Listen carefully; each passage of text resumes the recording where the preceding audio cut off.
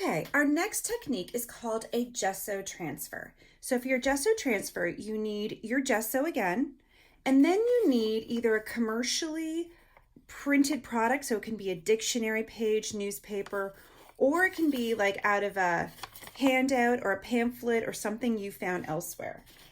We went to Tennessee this summer, so I of course picked up all kinds of things to do, and I've cut this up and found some interesting pictures that I'm going to use.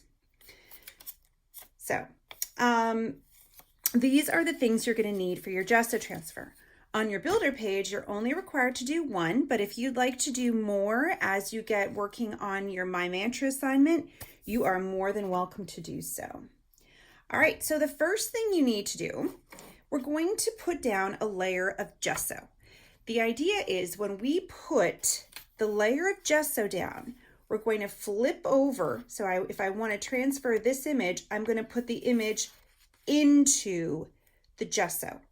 Once it dries, we're going to rub the paper away, and the ink from this side will have stuck to the gesso. So only the ink will remain and will remove the paper. That's basically how a gesso transfer works.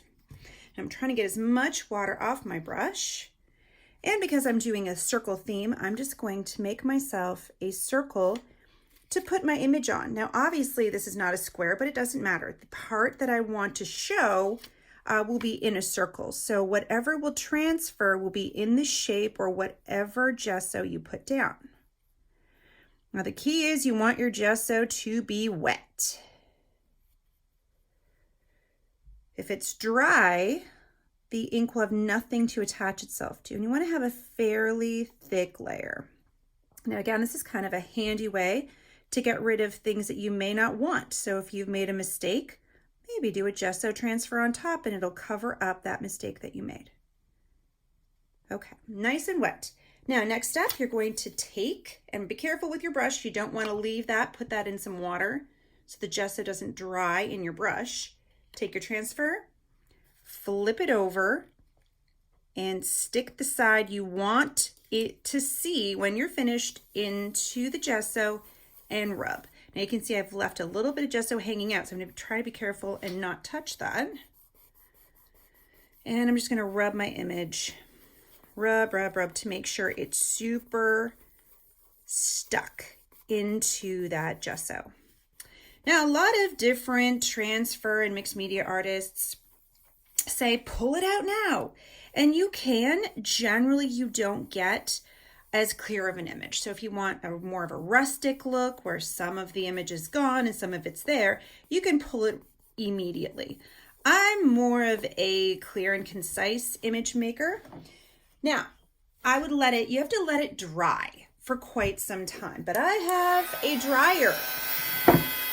So I'm going to use that. So if you've got a blow dryer at home, you can quickly bring it over and blow dry it until it is dry.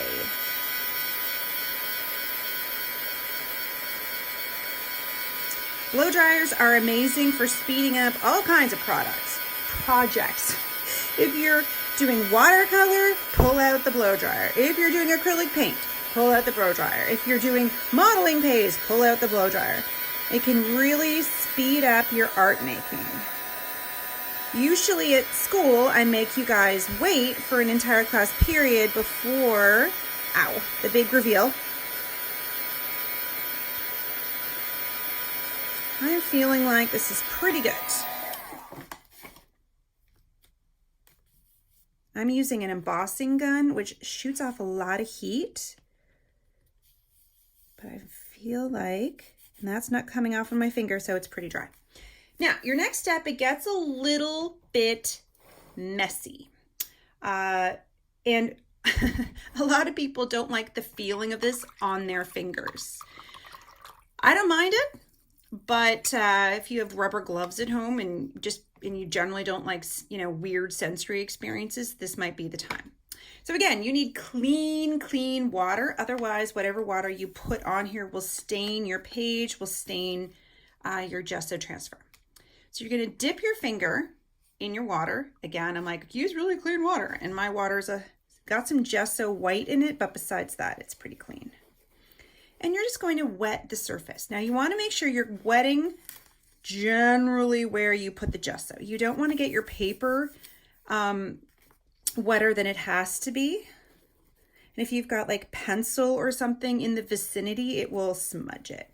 And you're just going to start rubbing the paper. And you can see my image that I put down is being revealed, and that picture on the back is being removed.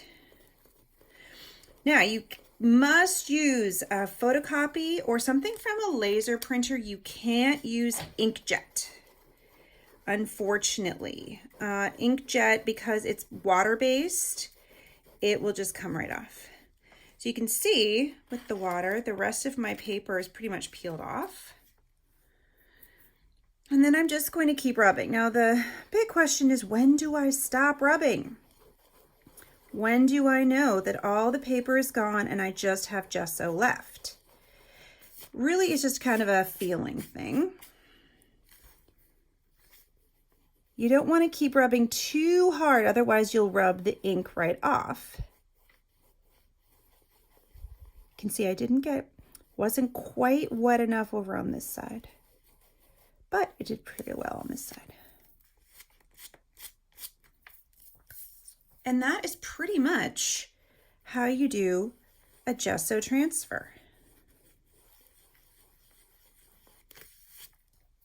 Done.